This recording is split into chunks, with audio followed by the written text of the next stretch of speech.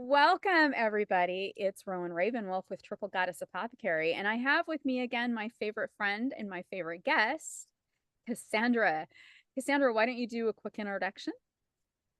Well, I'm ClassyKassy, also, which is classy with a C, Cassie with a K, because I'm Cassandra with a K.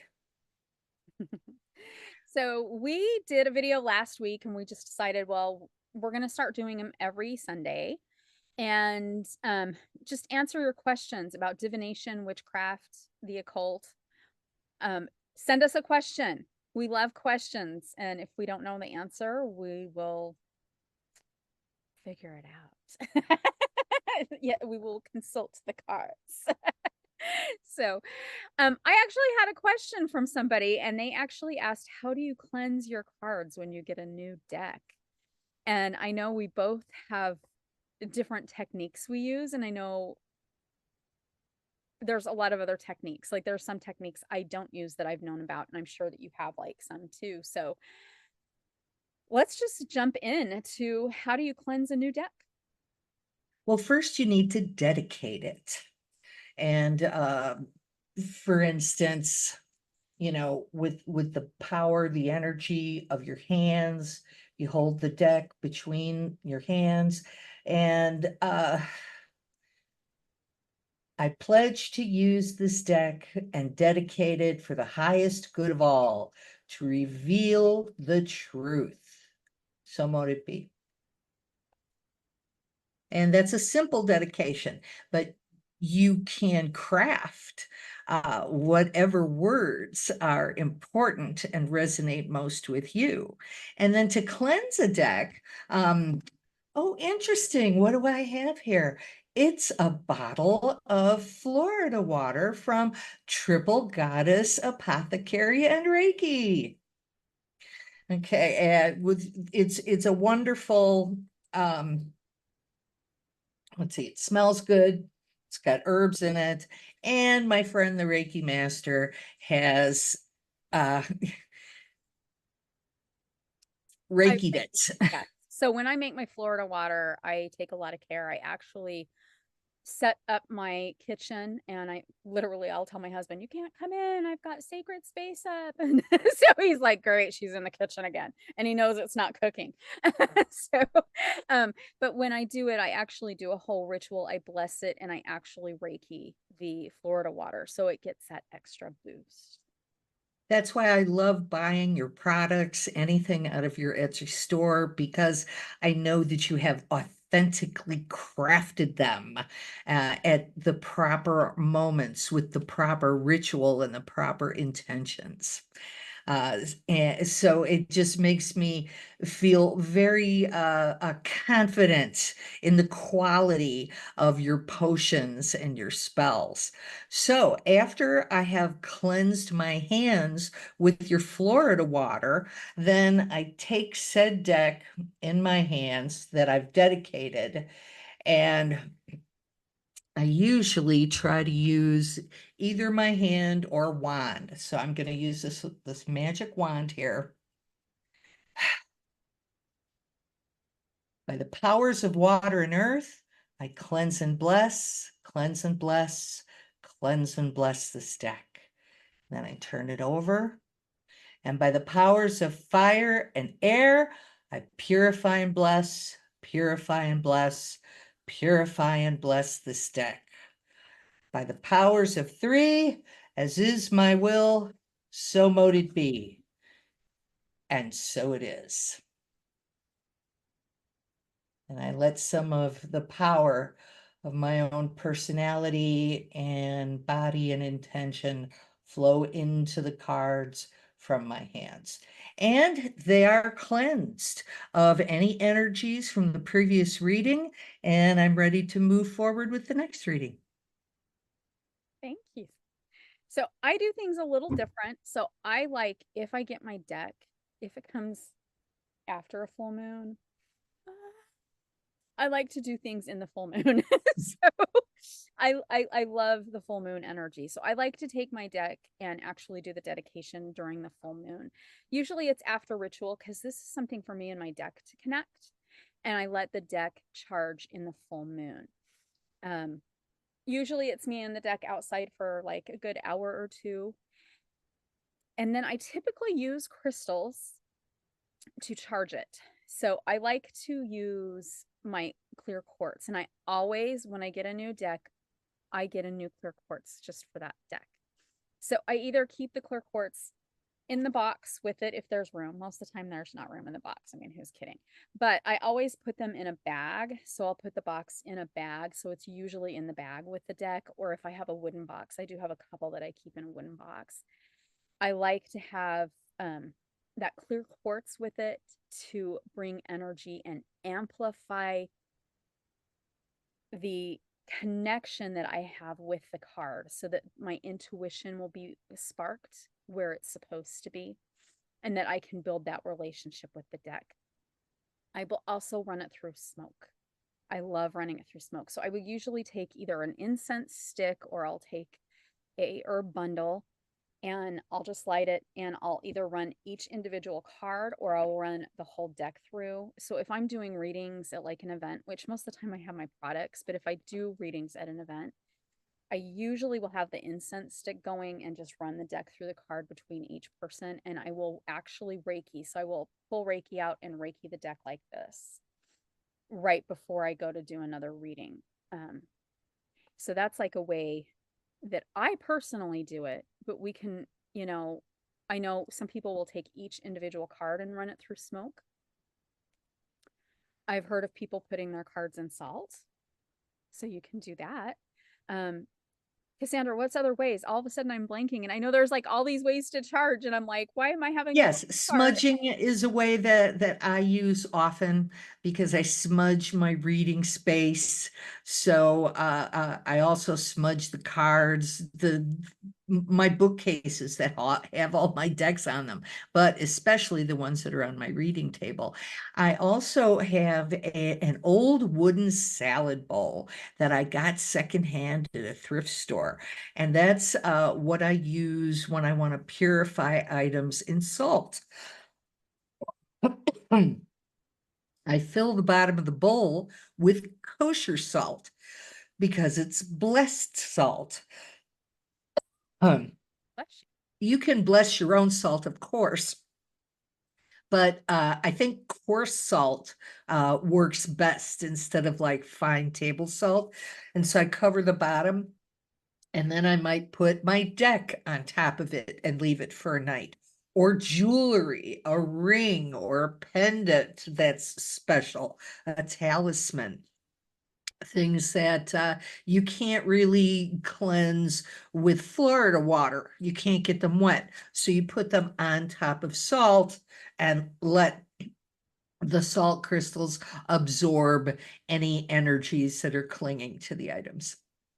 Those are the three biggest ways, to cleanse with either oils or blessed water, with salt, or with smoke. Well, and I usually during full moon ritual, when I do full moon ritual with my coven, or I actually also open it up to people in the Chicago area when it's in person.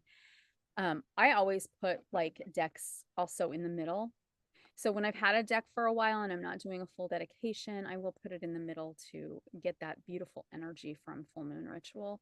And also cleansing rituals. I mean, I take my favorite decks that I work with a lot to cleansing rituals. And cleansing rituals are a really great way to also cleanse any of your magical tools. It doesn't just have to be your tarot and Lenormand and Oracle decks. How often do you do cleansing rituals? I do cleansing rituals once a month. And actually, the cleansing rituals I do, they are in person. So people who are in the Chicagoland area can join in if they want to come out for a cleansing ritual. I base mine off traditional witchcraft. I know your rituals are slightly different than mine. Even though we've done lots of rituals together. But we You know do have what? our Well, you got your first witchcraft studies from me, but then you went on to other teachers and learned other traditions and other methods and other techniques, which that's great. Well, and I actually was solitary before I met you, but it was confusing. Like I tell people when I'm like, yeah, when you're reading from books, because a lot of times when you're new in the craft, you don't know where to find That's right. niches. It's like, how do I find my community? And Yeah, what is new moon? Is new moon when there's no moon in the sky, or when you first see the first sliver of a crescent? Is that new moon? Different witches say different things. yeah, Different yeah, books say different say different things. things. And there's 16 ways to call the guardians of the watchtowers or our cardinal direction. And then we have billions of words. So even like with different ways, everybody's going to call them slightly Or different. the charge of the goddess. Everybody's adapted it. Yep. Yeah. So we all have different ways of doing things. But there's one thing I love about this craft is that we can make it personalized to us. And there should be no gatekeepers. Like, so if you are practicing with people that are gatekeeping and you don't feel comfortable, it's time to go solitary and you'll find your tribe. Or solitary is like the way to go. It just really does depend on what your flavor is, but it's your spiritual path. So that's what I love about this it's our spiritual path. Well, because at its core, at its heart, witchcraft is a shamanistic path. So that means it's individual. And it's lovely. And I love going to other people's rituals. I always learn, even when they do things completely different than I do. I still am constantly learning, and the nice thing is you get that energy. So it take advantage if you can go to different rituals, take advantage of it, because it's always just beautiful to feel the energy and the love that you can when you're with other people. Other people that love nature, Yes. love Mother Earth, love the animals, love the air, earth, fire, water, Yeah, air, I know. earth, I'm fire, jealous of water. your picture because I really want to go outside, but we have had massive, massive rain today. So it's like not gonna happen.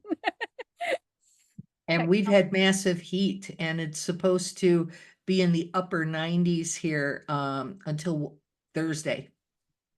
So yesterday it was extremely hot here. And then today, I mean, it's nice that we have the rain because I was worried about my plants. So I'm like, oh, good, my yarrow and everything, they just need a little bit longer before I can harvest and dry them. So, which Oh, that's so I wonderful. have Russian sage in my garden, and I just love how it smells. And it's looking beautiful. It was like calling out to me yesterday. So Yeah, unfortunately, I'm in an apartment, so and uh it's west facing, so I don't get the morning sun. It's kind of dark in here, which makes it nice and cool in the 90-degree weather. Some of my neighbors who are east facing have, balcony windows where the sun is pounding in all day, but not me. And I do have a beautiful view out my balcony window, but I can't really grow things here. I could probably grow a few like succulents in the kitchen or some herbs or something, but I might need a grow light. yeah, I mean that's the hard part. Like, because we do a lot of witches do have apartments and don't have that opportunity to actually have a garden. I mean, I'm blessed to have a yard, so I'm able to I have. mean, I could try to put stuff out on the balcony, but it's in shade all day. Yeah, It isn't until sunset that some light actually hits the balcony. So it's not the best place to grow things. yeah, yeah, and that's what makes it hard, especially when we're witches and we want to grow things. So But the good thing is that the moon rises in the south and kind of goes over to the northwest and past the windows that I have in this apartment. So when the full moon is out, I can put things on my balcony to charge in the moonlight. see, that's always nice. I have my bay window. By weird chance, like this wasn't, I bought the house and it was like this, but the bay window has like a big ledge in it. And so if I'm like, oh, it says that might rain, and I'm like, oh, it's a full moon, my crystals want to go outside, I can put them on that window ledge because it's the only window that gets the moonlight. And so I'm like, It's important. it is very important. Very, very important. I, especially when you're somebody that loves the moon. I've loved the moon since I was a small child. So And there's so many beautiful pictures that you can find online now of the moon. And it's like, uh-oh, is this AI? They're starting to get so good that they can fool you. Can. But this has been a wonderful discussion about tarot. We kind of like went, I like how where we went off topic too. It's been great because like hopefully those of you out there have learned from us. So if you are following us, either of our channels on YouTube, make sure to like and subscribe. We are taking questions, so please feel free to put a question in the comments and we might pull your question for next week. And if we have a couple questions, we'll try to do a couple questions. So please put those comments below. So yeah, definitely like, Yeah, a subscribe. couple of witchcraft and magic questions in addition to any tarot questions. Yes, because we will answer anything occult related. And I am human. This is why I make mistakes. So and those that are following me on TikTok, I will also take questions from you on TikTok because our videos will be posted on TikTok also. Um, please feel free to join my Patreon if you want classes. I do teach 2 intermediate advanced witchcraft classes a month. I also teach crystal mastery 1 class a month, botanical mastery 1 class a month, and total transformation. You get your 2 intermediate advanced witchcraft class, you get the crystal mastery, the botanical mastery, and then you get a class on working with a deity. And the other class is either on sound healing, astrology, or other fun magical occult stuff. So it's really fun, but you get at least 6 classes. Some months I throw in a bonus class for total transformation. So feel free to find me on Patreon also because you get a lot of extras on Patreon. Sandy, anything you want to add? Just that this is Classy Cassie, your favorite tarot card reader and psychic advisor, signing off for now. Oh, we almost forgot. We will have our Psychic Friday on July 26th. I Where almost said you the wrong can thing. join us for Yes. free. We will be doing 1 card pulls and we'll get as many in as we can in an hour. So I will have the link below in um, the description so you can join. So make sure to join us there. It's a really fun event. Right now it's currently once a month, and as it gets more popular, we'll bump it up. Yeah, So we had so much fun the last time, so join us for the next one. yep. A lot of great people joined in, so feel free to join us for that. All right, we're signing off. Have a blessed day and namaste. Bright blessings.